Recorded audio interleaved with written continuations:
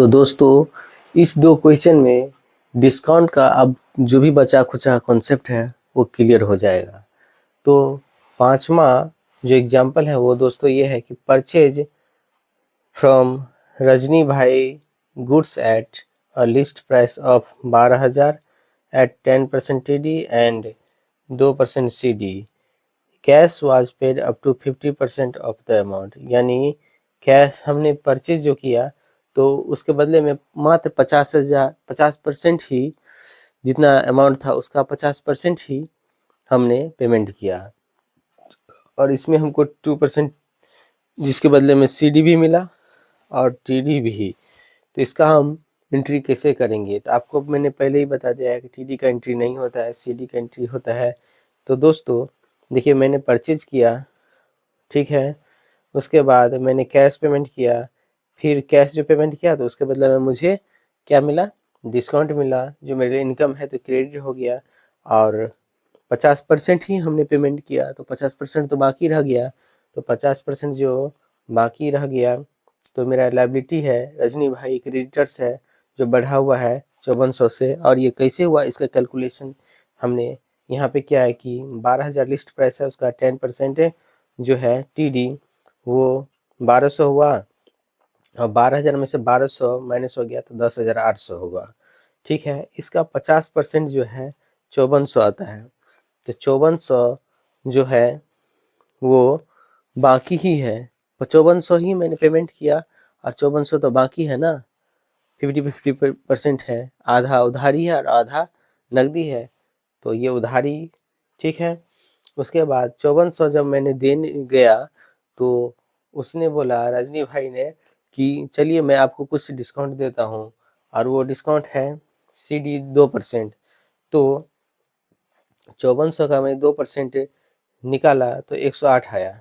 ठीक है, और ये 108 जो है यहाँ पर आ गया। ठीक है, क्योंकि डिस्काउंट मैंने रिसीव किया 108, और उसके बाद 5400 में से 108 गया तो 52,5,292 रुपया ही मैंने पेमेंट किया, और 108 रुपया वो हमको वापस कर दिए। ठीक है, तो इसका ये कॉन्सेप्ट हो गया। फिर इसके बाद हम, ये तो परचेज वाला हो गया, अब सेल वाला एंट्री कैसे करेंगे?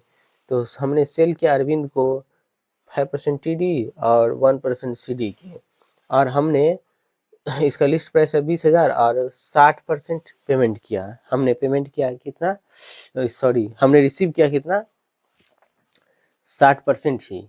तो ठीक है, तो हमने रिसीव किया कैश, और जो हमको वो कैश दिया तो हमने भी उसको क्या किया, खुशी से अलाउ कर दिया, कितना, 1% CD। ठीक है, डिस्काउंट अलाउ कर दिया 1%, तो मेरे लिए खर्चा है, ठीक है, इसलिए डेबिट हो गया। और अरविंद जो है 40% अभी भी उसके बाकी है, तो ये हमारा क्या हो गया, डेबिट। ठीक है, ये बढ़ा हुआ है, और मैंने सेल किया टोटल 19,000 का। और इसका कैलकुलेशन जो है दोस्तों वो इस प्रकार है, जैसे 20,000 लिस्ट प्राइस है, उसका 5% TD है, 1,000 हुआ, 20,000 में से 1,000 गया तो 19,000 बचा। अब ये जो है ओरिजिनल कॉस्ट हो गया 19,000, 19,000 का 60% क्या है,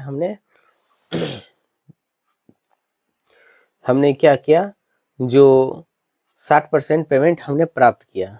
ठीक है, तो 60% होता है 11,400, 11,400। तो हमने जो पेमेंट प्राप्त किया तो उसको खुशी से हमने क्या किया, 1% उसको क्या कर किया हमने, 11,400 का